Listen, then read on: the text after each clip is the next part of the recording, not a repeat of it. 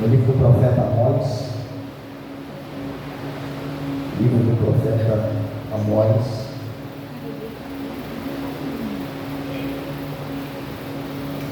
capítulo de número 3, versículo de número 11 e versículo de número 12. Amós, capítulo de número 3, versículo de número 11 e versículo de número 12. Hoje não seria eu quem estava pregando. Infelizmente, a pregadora da noite teve imprevisto, dada a chuva forte, e não conseguiu chegar, mas quero crer que Deus sabe de todas as coisas e que a sua vontade se cumpriu nessa noite, amém? Que Deus possa abençoar as suas vidas. Eu quero um pouco da sua atenção para nós mergulharmos dentro dessa palavra. Quem achou o livro do profeta Amós, tem glória bem forte ao nome do Senhor Jesus. Está escrito assim, Amós, capítulo de número 3, versículo de número 11. Portanto, o Senhor Jeová diz assim: um inimigo surgirá e cercará a tua terra, e derribará a tua fortaleza, e os teus palácios serão saqueados. Assim diz o Senhor: como um pastor livra da boca do leão as duas pernas, ou um pedacinho da orelha, assim serão livrados os filhos de Israel que habitam em Samaria, no canto da videira e na barra do leite. Amém? Eu quero fazer menção ainda do versículo 12 mais uma vez, que diz assim: assim diz o Senhor, como um pastor livra da boca do leão as duas pernas, ou um pedacinho da orelha, assim também serão livrados os filhos de Israel que habitam em Samaria, no canto da videira e na barra do leite. Amém? Você pode tomar o teu assento, dando glória ao nome poderoso do Senhor Jesus Cristo. Quantos já sentiu a presença de Deus nessa noite?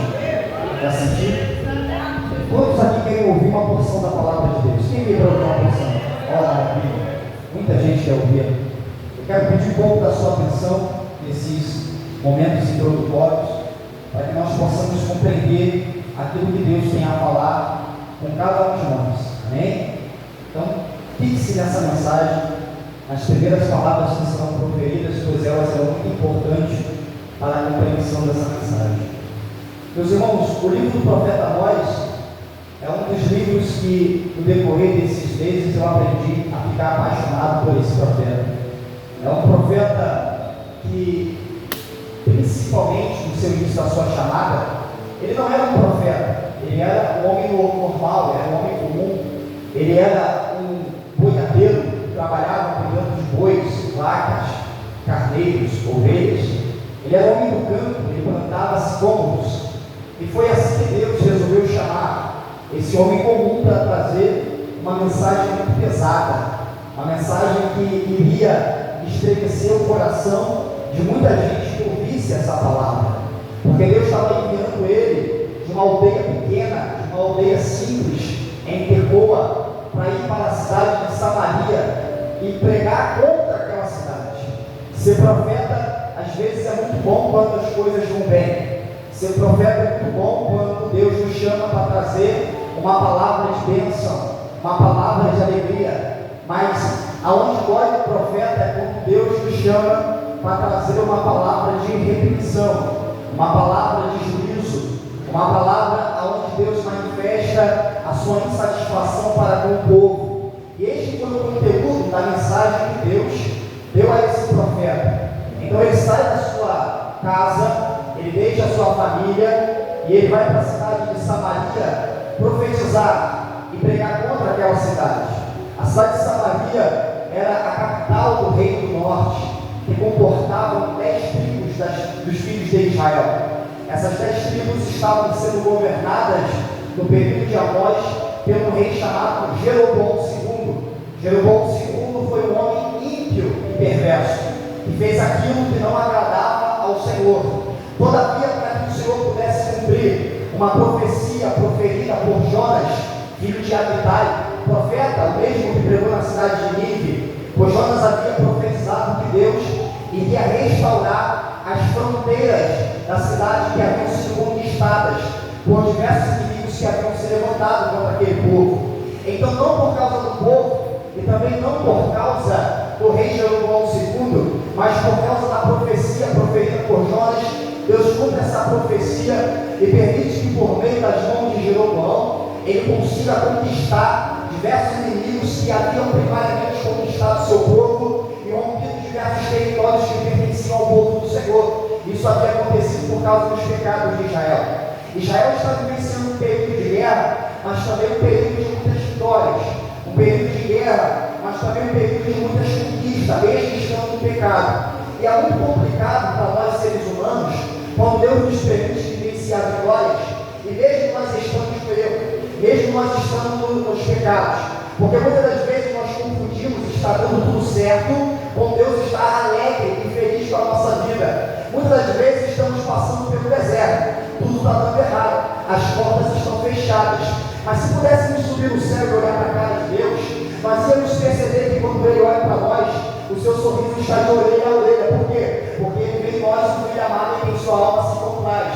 Mas muitas das vezes nós estamos andando por caminhos tortuosos, e nesses caminhos tortuosos estamos fazendo aquilo que não agrada ao Senhor. Mas ao invés de coisas ruins acontecerem, coisas boas acontecem. O trabalho vai tudo bem, a família vai tudo bem, e a gente acaba confundindo e pensando porque tudo está dando bem, Deus está no negócio. Mas nem sempre é assim. E Deus vai levantar nós para mostrar para Israel que isso não está acontecendo. Que embora tudo está acontecendo dando certo, Deus ele está insatisfeito. Embora tudo pareça estar andando conforme o povo está gostando de que acontecesse, Deus não está se agradando. E quando Amós ele chega na cidade de Samaria e começa a pregar contra a cidade, ele vai condenar os seus pecados, e eram pecados terríveis. A nação de Israel, nesse contexto de guerra, criou uma discrepância econômica, na qual alguns ricos e poderosos, por meio da guerra, acabaram se tornando mais ricos e mais poderosos.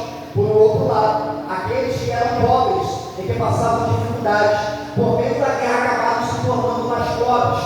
E quando o pai de família, o agricultor da terra, o homem que trabalhava no campo, ele percebia a escassez na sua casa, ele percebia que ele não ia ter condição de colocar um alimento para a sua família, ele ia até esses governantes poderosos e pedia um empréstimo, mas o empréstimo que era oferecido era com juros abusivos, juros tão abusivos que aqueles homens não conseguiam pagar aquele empréstimo, eles não conseguiam se endividar. E o que acontecia quando eles pegavam uma quantia de dinheiro e não conseguiam pagar aquela quantia? Acontecia que aqueles que haviam emprestado dinheiro iam cobrar, e quando eles não tinham dinheiro para pagar, eles tomavam aquilo que tinham de valor. Eles começavam levando coisas pequenas, como até mesmo a roupa do corpo que aqueles agricultores vestiam, levavam como pegou para que eles pudessem ter mais tempo para conseguir pagar a sua quantia. Passava-se o tempo, o credor voltava e quando não conseguia encontrar o dinheiro para receber, eles então tomavam seus filhos mais novos, levavam eles para servir como escravo. E quando eles voltavam a terceira vez e não encontravam o salário que eles haviam vindo cobrar, eles então levavam as esposas para servir como prostituta dos tempos pagãos. E quando isso não era suficiente, eles levavam todo o fruto da terra. O homem trabalhava na terra e todo o resultado da economia que ele trabalhava, esses homens ricos acabavam levando de volta e usurpando. Então o pobre ficava cada vez mais pobre. Por fim, quando o pai de família não tinha mais nada para oferecer, ele mesmo se entregava como escravo para servir. O coração da cidade estava numa arrogância e uma prepotência tão grande, porque eles estavam olhando para as suas riquezas, para o seu potentário e para as vitórias das guerras que eles estavam recebendo. Então Deus está satisfeito com a gente. E eles não estavam percebendo que por meio da sua proibição aos pobres, as lágrimas dos pobres estavam chegando aos olhos do Senhor. Então Deus vai levantar nós, não apenas para condenar, mas para apontar o pecado, dizendo: olha, vocês não sendo suficientes usurpar o pobre, fazer com que o pobre tropece no seu caminho, vocês também estão fazendo com que eles se corrompam. Vocês entram dentro das casas dos seus deuses para oferecer sacrifícios a eles, utilizando as roupas que vocês tomaram dos pobres. Vocês tomam, aleluia, se deitam com prostitutas, fazendo cultos pagãos a Azera, uma deusa abominável que era casada, praticamente dizia-se que era casada com outro deus chamado Baal, e na cultura deles eles acreditavam que quando Azera e Baal se relacionavam, então descia a chuva do céu, era o ato da chuva descendo do céu, caindo sobre a terra e fazendo com que esse relacionamento gerasse os filhos, que eram os frutos das plantações. abandonavam o Senhor, entravam em templos de Baal e Azera, e dentro desses templos eles começavam a fazer tudo de orgia, onde mulher se relacionava com mulher, homens se relacionavam com homens, adultos se relacionavam com crianças, pais e filhos entravam na mesma mulheres. A abominação chegou num nível tão grande, onde eles terminaram seus cultos abomináveis, e não sendo isso suficiente, eles bebiam o suco da uva que haviam tomado os seus patrícios. Deus está olhando para essa miserabilidade de Israel e está dizendo: eu vou trazer juízo, eu vou trazer condenação. Ele chama a voz para pregar essa condenação, e nesta condenação a voz vai dizer para o povo de Israel, dizendo para eles assim: olha, eu vou levantar um inimigo, e esse inimigo ele é tão poderoso, esse inimigo ele é tão sanguinário, que ele vai se levantar contra vocês, vai derrubar as suas muralhas, nas quais vocês se vangloriam dizendo que elas são impenetráveis. Ele vai entrar nas suas casas e vai levar todo o ouro que vocês roubaram nos corpos. Ele vai tomar e quebrar todas as casas. Não sendo o suficiente, eles também vão entrar dentro dos templos e vão levar tudo aquilo que vocês consideravam valiosos. Vocês vão ser totalmente consumidos, vocês vão ser totalmente devastados e não haverá misericórdia para vocês. O profeta, quando ele pronuncia essa sentença tão dura sobre aquele povo, o Senhor, neste momento, o coração do profeta vai se entristecer. Ele vai dizer: Senhor, tem misericórdia de Jacó, porque se o Senhor permitir que essa calamidade venha sobre Jacó, Jacó vai ser extinguida. Se o Senhor permitir que esse inimigo se levante e faça tudo aquilo que o Senhor está prometendo fazer, vai ser o fim de Jacó, não haverá mais esperança. Senhor, por favor, livra esse povo. Senhor, por favor, não permita que isso aconteça.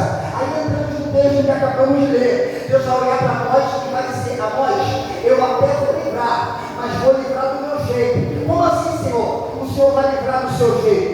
A nós, eu até vou livrar, mas eu vou livrar da maneira que um pastor livra uma ovelha da boca do leão.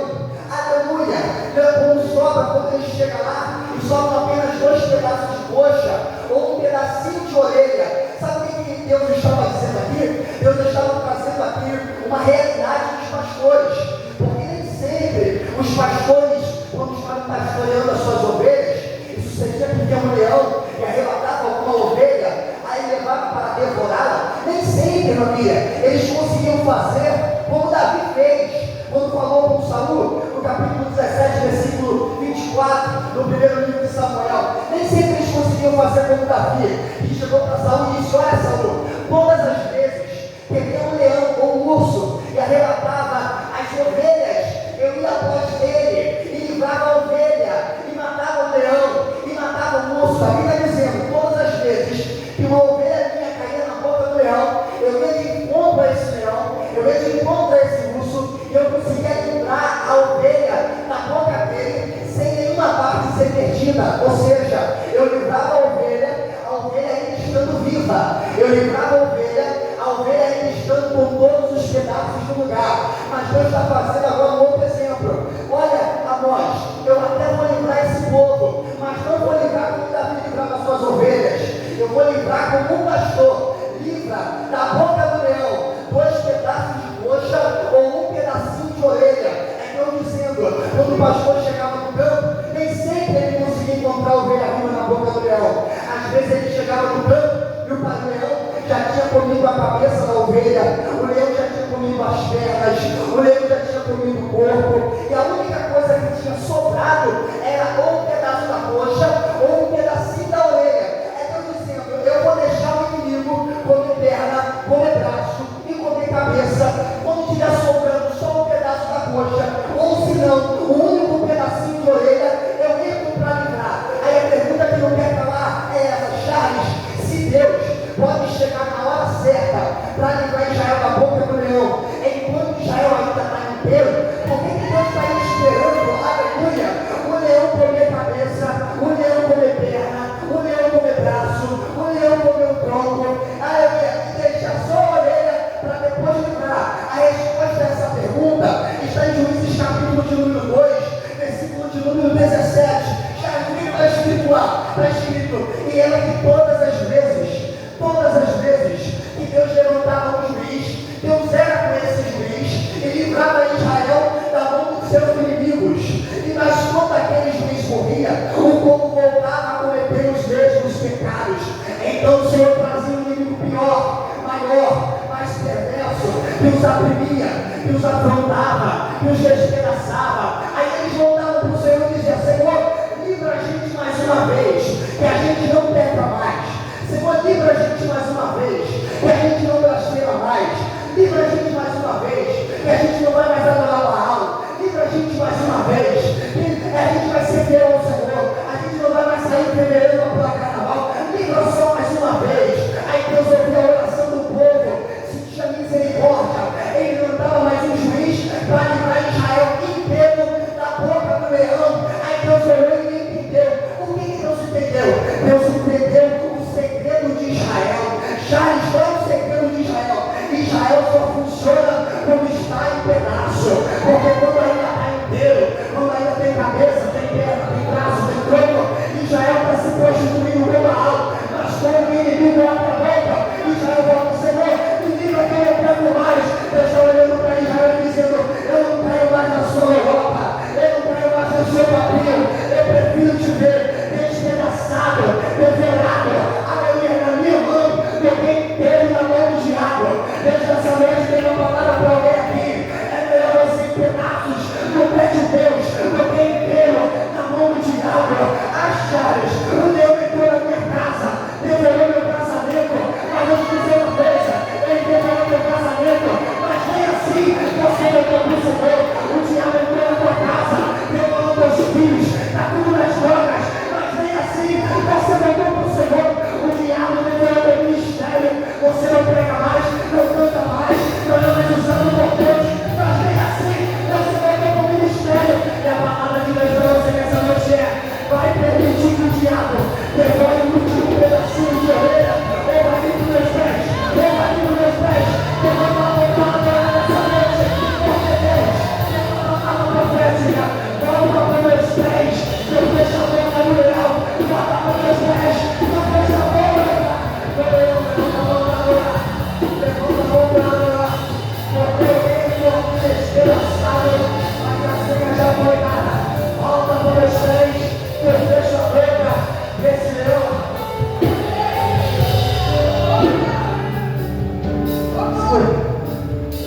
Eu entendo, família.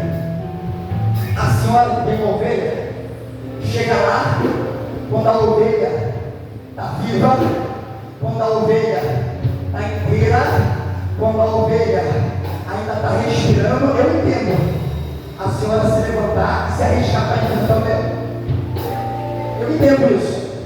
Eu entendo porque Davi falou assim: ó, quando eu chegava lá e via, deixa suave, ô glória. Eu entendo porque Davi dizia: quando eu chegava lá e eu via que a ovelha estava viva, eu pegava o leão pela mão e dizia: levanta a ovelha para mim. Eu até entendo o pastor chegar no campo, perceber que comeu cabeça, mas ainda deixar o corpo, porque a cabeça pode ter sido até comida, a ovelha pode ter até morrido, mas ainda tem o corpo não vai fazer muita coisa. Gente, eu até entendo o pastor chegar lá e encontrar só as duas coxas traseiras, porque com as duas coxas traseiras deve fazer o quê? Uma sopa? Ele não vai fazer uma sopa, né?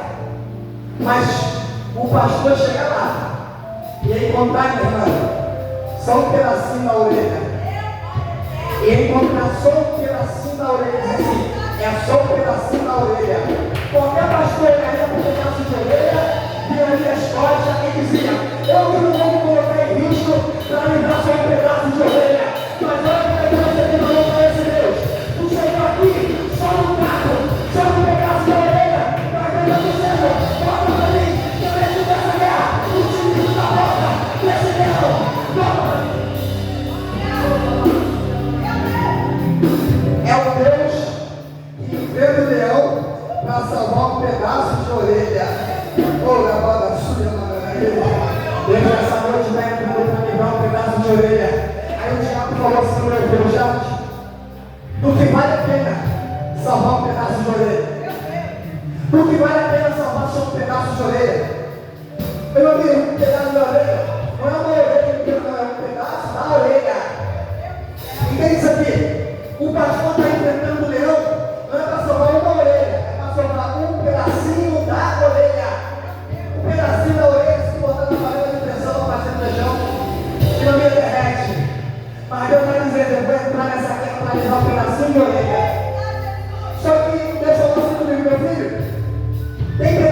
de orelha nessa noite, que estão dizendo assim: eu olho para a minha vida e só está o pó, eu olho para a minha vida e só está o carro, já roubaram tudo, já levaram tudo, já fingiram tudo, eu estou só um pedacinho de orelha mesmo, para mim agora só falta morrer, porque que honra, que mérito tem de salvar um pedacinho de orelha.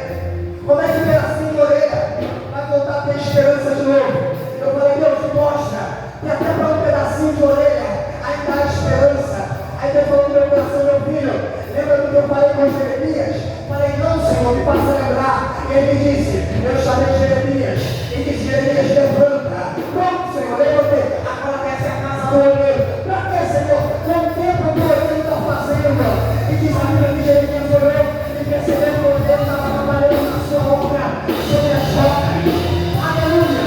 E de repente, aleluia, o vaso que ele estava fazendo se quebrou, caiu no chão e ficou só os pedaços. Aí Deus olhou para Jeremias e disse: Jeremias, há esperança para quem está só em pedaço. Para quem Jeremias: não, Senhor, para quem está em pedaço não tem esperança. Então Jeremias, continua olhando. Por que, Senhor? Olha, Jeremias. Aí Jeremias contempla o olheiro pegando um vaso quebrado em pedaços, colocando de volta na roda. Aleluia! Eu estou ajudando a fazer um vaso novo. O que é isso? Ele foi para Jeremias: agora vai para Jerusalém e anuncie para ela dizendo: porventura eu, Senhor, não posso tornar de você que tem carro em pedaço um vaso novo. Essa palavra está caindo aqui em pedaço, mas Deus está dizendo: eu tenho poder para tornar você, aleluia, um vaso novo. Já me acertei um pedacinho na mão de qualquer um, é jogado no lixo, é jogado fora, mas Deus pega um pedacinho e dá para restituir. Aonde não tinha mais cabeça, Deus vai esquecer a cabeça. Aonde não tinha mais pé, Deus vai esquecer pé. Aonde não tinha mais braço, Deus vai esquecer braço. A tudo que o inimigo devorou a casa, Deus nessa noite está dizendo: eu vou tocar a restituir.